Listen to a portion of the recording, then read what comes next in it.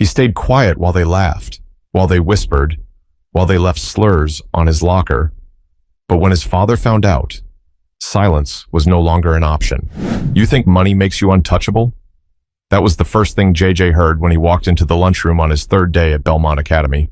It wasn't loud, not enough for the teachers to notice, but just enough for him to hear, just enough for it to sting. Jonathan J.J. Ellington had always been proud of his last name. His father, Derek Ellington, was one of the most successful tech CEOs in the country, a name that carried weight in boardrooms and business magazines. Their family lived in a mansion with a private tennis court, a swimming pool bigger than most hotels, and a security gate that kept the world at a safe distance. JJJ had never thought much about privilege. It was just the way life had always been. But here at Belmont Academy, none of that seemed to matter. The school was one of the most prestigious in Santa Barbara, California, a place where old money ruled and new money had to prove itself. The kind of school where last names were legacies, passed down like heirlooms, and where students carried themselves with the quiet confidence of knowing they belonged.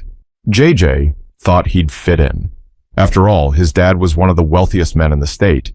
He had all the same things his classmates did: the designer sneakers, the latest iPhone, the expensive watch.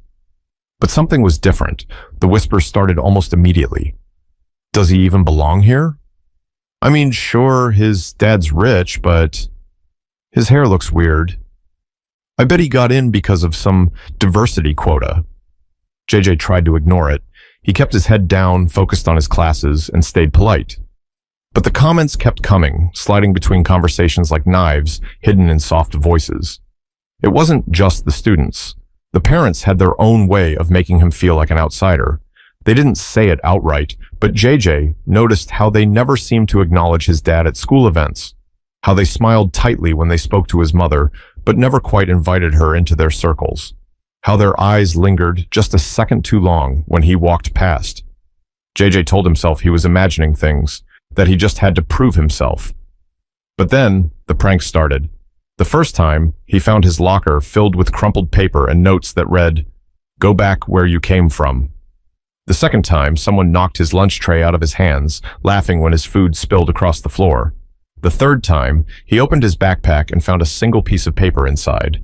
5 words, written in thick black ink. "You'll never belong here." JJ clenched his jaw and stuffed the paper deep into his pocket. He wouldn't let them see him break. But that night, as he sat at the dinner table, pushing his food around his plate, his father noticed. "Something wrong?" Derek asked, setting down his fork. JJ forced a smile. "Just tired." Derek studied him for a long moment, but didn't push. Not yet. But the truth was, JJ wasn't just tired. He was exhausted. He thought Belmont Academy was supposed to be the place where he'd find friends, where he'd fit in, where people wouldn't see him as just a black kid in a school full of rich white kids.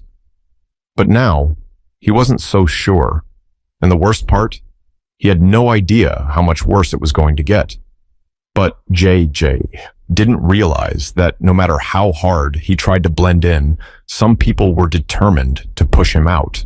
JJ started keeping his head down. He figured if he stayed quiet, stayed out of the way, maybe they'd get bored and move on. That's what his mom always told him. "Kill him with kindness, baby. Don't give them a reason to hate you." But it didn't matter how nice he was. In history class, whenever the topic of slavery or civil rights came up, all eyes shifted toward him. Some of the kids snickered, like they were waiting for him to say something. Others just stared. One time, the teacher asked a question about segregation, and before JJ could even process it, a kid named Tyler Whitman, one of the most popular boys in school, muttered under his breath, "JJ should answer that. Bet his grandpa was in the fields." The class erupted in laughter. JJ froze, gripping the edges of his desk so tightly his knuckles turned white. He wanted to say something, anything, but what could he say? That his grandfather was actually a lawyer? That his dad built a billion-dollar company from nothing? That his family had worked twice as hard to get half as much respect? The teacher barely reacted. A sharp look, a half-hearted, "Let's stay respectful," and then she moved on. But Tyler smirked at JJ like he'd won something. JJ swallowed hard and stared at his textbook. Just get through the day. But the school hallways weren't any better. One morning, he walked past a group of kids standing by the lockers. He heard Jackson Reynolds, another one of Tyler's friends, say loud enough for him to hear, "Yeah, but JJ isn't like, a real Ellington. He's just lucky his dad got a handout." JJ stopped walking. A handout? His father had spent years sleeping in his car, taking showers at the gym, building his company from the ground up. What handout? JJ spun around. "What did you just say?" Jackson raised an eyebrow, pretending to be confused. "I'm just saying, man, your dad's a big deal now, but I heard people saying he wouldn't have made it if companies weren't desperate to look diverse. Just a fact." JJ's fists clenched. He wanted to hit him. He wanted to wipe that smug look off his face, but he didn't, because he knew exactly how that would go. One punch, one outburst, and he'd be the angry black kid, the one who couldn't handle being in a school like this. So instead, he just turned away, laughed it off, like it didn't matter. But that night, as he sat alone in his room, staring at his reflection in the mirror, he couldn't stop hearing Jackson's voice in his head. Not a real Ellington. Like, no matter what his father built, no matter how successful they were, it still wasn't enough. But JJ didn't realize how far they were willing to go to remind him of that, because the next morning, they made sure he'd never forget. But this time, it wasn't just words. This time, they wanted to break him. JJ knew something was off the moment he walked into school the next morning. It was the way people whispered, the way heads turned as he passed, the way even the kids who never talked to him suddenly seemed interested. He didn't know why, until he got to his locker. The second he saw it, his stomach dropped. His locker had been covered in sticky notes, all different colors, slapped onto the metal like some twisted art project. He reached out, peeled one off. "Go back where you belong." His fingers tightened. Another one. "You don't fit in here." Another. "Diversity hire." And then the worst one. Big, bold letters scrawled across a piece of paper, taped dead center, and JJ ripped it down so fast his hands shook. His breath came out sharp, chest tight. Laughter echoed from behind him. He turned to see Tyler Whitman, Jackson Reynolds, and a few of their friends standing in a circle, smirking. Tyler leaned against the lockers, arms crossed. "What's wrong, Ellington? Thought you'd like the attention." JJ's throat burned, but he kept his face blank. "Real funny, Whitman. You think I care?" Tyler's grin widened. "You do, though." Jackson chuckled. "I mean, come on, JJ. We're just telling the truth. You're only here because your dad bought your way in. Or wait." He snapped his fingers. "Maybe the school just needed a token." A couple of kids nearby laughed. Not all of them. Some looked uncomfortable, but nobody said anything. Nobody ever said anything. JJ clenched his jaw. His heartbeat pounded in his ears. He could feel it, that deep, ugly anger bubbling up, the one his father always warned him about. "You don't get to mess up like they do, JJ. One wrong move, and they'll never forget it." So he shoved the notes into his backpack, slammed his locker shut, and walked away. Tyler called after him, voice dripping with fake concern. "Oh, come on, don't be mad. We're just messing around." JJ didn't stop, didn't turn around, didn't let them see how much it hurt. That night, JJ sat on the edge of his bed, staring at his phone. His mom knocked on the door. "Dinner's ready, sweetheart." "I'm not hungry," he mumbled. A pause, then her voice softened. "You sure?" He forced himself to sound normal. "Yeah, just tired." Another pause, then footsteps walking away. JJ exhaled. He wanted to tell them. He wanted to tell his dad everything. But Derek Ellington wasn't just any dad. He was a man who built an empire from nothing. A man who told JJ to never let people see him weak. A man who didn't have time for excuses. JJ couldn't be the son who complained about words, but the words wouldn't leave him alone, especially not the one on that note. He clenched his phone so hard his knuckles ached. Then finally, he did the one thing he swore he wouldn't do. He opened his texts and typed 3 words to his best friend, Andre. "I hate it here." But what JJ didn't know was that someone else had already seen the note, and this time, there was no ignoring it. Derek Ellington had spent years fighting battles in boardrooms, shutting down doubters, proving to the world that he belonged at the top. But nothing prepared him for this. It started with a phone call, JJ's homeroom teacher, Ms. Caldwell, had called the house, voice tight, carefully measured. "Mr. Ellington, I think we need to talk about what's been happening to JJ at school."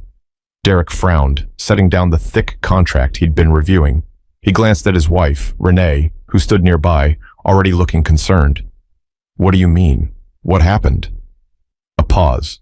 Then Ms. Caldwell said 4 words that sent a cold, sharp weight to his chest.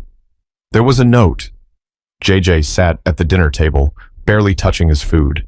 He kept his head down, pushing rice around his plate with his fork. His father watched him carefully. Finally, Derek spoke. "I got a call from your teacher today." JJ's stomach twisted, his grip tightened around his fork. Renee leaned forward, eyes soft with concern.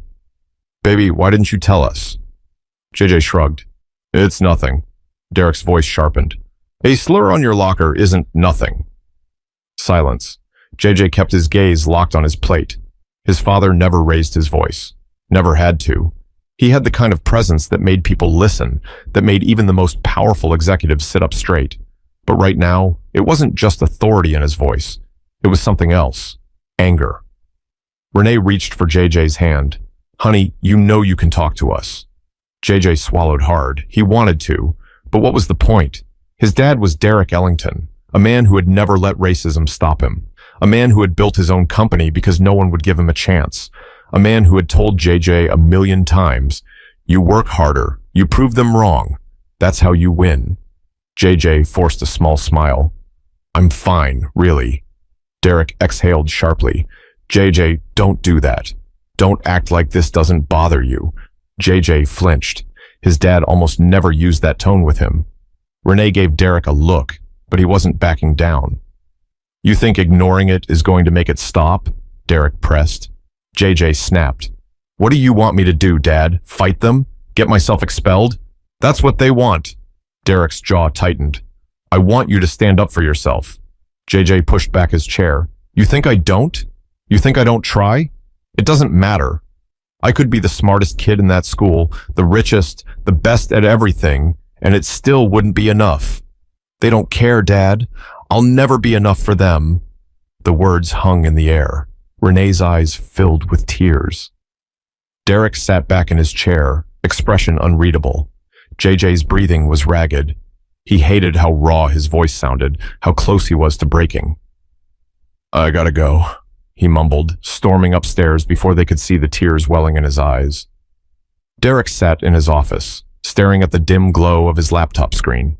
The contracts in front of him blurred together. He couldn't focus. His son was hurting, and he had no idea how to fix it. Renee walked in, arms crossed. "You were too hard on him." Derek sighed, rubbing his temples. I don't want him to let them win." She sat down across from him. "He's 12, Derek. He shouldn't have to fight like you did." That hit harder than he expected. Derek had spent his whole life fighting, clawing his way up, proving people wrong. He'd always thought that was the answer. But now, looking at his son, his smart, kind, hurting son, he realized something. Maybe this wasn't a battle JJ needed to fight alone. Maybe this was a battle Derek needed to fight for him. He closed his laptop, and the next morning, he walked into Belmont Academy, ready for war. But Derek was about to learn that money and power don't always change people's minds, and the school wasn't going to make this easy. Derek Ellington walked through the front doors of Belmont Academy like he was walking into a boardroom. He wasn't here to make a scene. He was here to get answers. The receptionist, a woman in her late 50s with perfectly styled hair and pearl earrings, looked up and forced a tight smile. "Mr. Ellington, what a surprise." Derek gave a curt nod. "I need to speak with the principal. Now." She hesitated. "Do you have an appointment?" Derek folded his arms. "No, but I suggest you make one." The receptionist's smile faltered. She picked up the phone. "One moment." Minutes later, Derek was sitting across from Principal Simon Westbrook, a man who had probably been running this school longer than Derek had been building his company. He had the look of someone who prided himself on maintaining tradition. Derek cut straight to the point. "My son has been harassed since the day he walked into the school. It started with whispers, then notes, then slurs on his locker, and you let it happen." Westbrook cleared his throat, shifting uncomfortably. Mr. Ellington, I assure you, we take bullying very seriously. Do you? Derek interrupted, voice like steel. Because my son has been dealing with this for weeks, and not once has a teacher stepped in. Not once has a single student been held accountable. Westbrook's expression barely changed. We encourage our students to come forward when they experience difficulties. He did come forward, Derek snapped, and nothing changed. A long silence. Westbrook sighed, lacing his fingers together. Mr. Ellington, I understand your frustration, but you have to consider the environment here. Belmont Academy is an elite institution, and we expect our students to handle challenges with maturity. These are young boys. Sometimes they say things without understanding the weight of their words.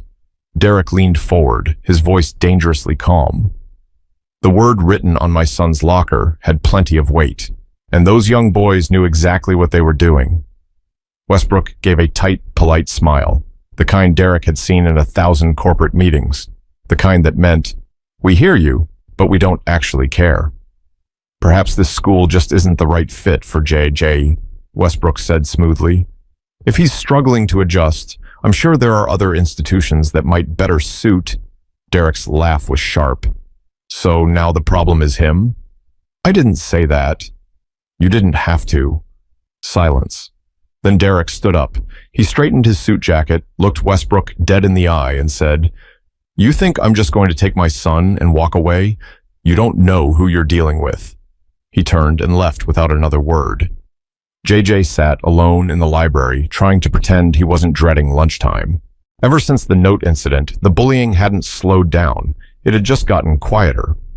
Instead of shoving him or calling him names outright, Tyler and his friends had started playing a different game. Now, every time JJ walked into a room, they'd just stop talking. They'd exchange smirks, lean in like they were sharing some secret joke, and then laugh. They didn't have to say anything anymore. They had already planted the seed. JJ kept his head down, flipping pages in a textbook he wasn't reading, when suddenly his phone buzzed. A message from his dad. Meet me outside after school. JJ's stomach twisted. He knew that tone. His dad was about to do something big. When JJ walked out of Belmont Academy, he immediately saw his father's black Mercedes Maybach parked by the curb. That wasn't unusual, but the news cameras waiting nearby, that was new. JJ's eyes widened. Dad, what are you doing? Derek stood tall, looking like he belonged at a press conference, not a school pickup line. His voice was calm, measured, but there was fire behind it. I told you, he said, looking his son in the eye. I don't let people silence me. Before JJ could say another word, Derek stepped forward, right in front of the cameras. A reporter from a local news station adjusted her mic, eyes sharp with interest. Mr. Ellington, can you tell us why you're here today? Derek didn't hesitate. I'm here because my son has been the target of repeated racial harassment at this school. I'm here because instead of protecting him, the administration ignored it. And I'm here because silence is complicity. JJ felt his heartbeat hammering in his chest. This was huge. Tyler, Jackson, and a few other students stood near the entrance watching. They weren't smirking now. One of the cameras turned toward them. Jackson shifted uncomfortably. Tyler looked away. The principal walked out of the building, his face pale. Mr. Ellington, I don't believe this is necessary. Oh, it's very necessary, Derek interrupted. If my son isn't safe here, then no black child is. Silence. The weight of those words hung in the air. The principal looked at the cameras, suddenly aware of just how bad this looked. Derek turned back to the reporters. I want parents to know what's happening here. I want students who have experienced this to come forward, and I want accountability. JJ swallowed hard, watching his father stand there fearless. For the first time in weeks, the weight in his chest felt a little lighter. Maybe things were about to change. Maybe he wasn't alone after all, but change doesn't come easy. And some people weren't ready to let go of their power without a fight. The next morning, Belmont Academy was in chaos. The story had spread overnight. News stations picked it up. Social media was flooded with reactions. Parents were furious, some demanding change, others defending the school. The Board of Trustees held an emergency meeting. They released a statement about their commitment to diversity and inclusion, But the damage was already done. For the first time, the school's reputation was on the line, and people like Principal Westbrook cared about that more than anything. A week later, Derek and JJ were called into a meeting with the school administration. Westbrook sat stiffly behind his desk. Next to him was Tyler Whitman's father, a man with graying hair and a tailored suit, who looked like he was doing this out of obligation, not regret. Tyler sat beside him, arms crossed. Westbrook cleared his throat. "Mr. Ellington, we've spoken to the students involved, and we'd like to address the situation properly." Derek raised an eyebrow. "Properly, now that cameras are watching?" Westbrook ignored that. He turned to Tyler's father. "Mayor Whitman, would you like to say something?" Mr. Whitman sighed, looking at his son. "Tyler?" Tyler's jaw tightened. He exhaled sharply, then muttered, "Sorry." JJ stared at him. That was it? No acknowledgement, no ownership, just a word his parents forced him to say. Derek leaned forward, voice smooth but sharp. "Sorry for what?" Tyler's face twitched.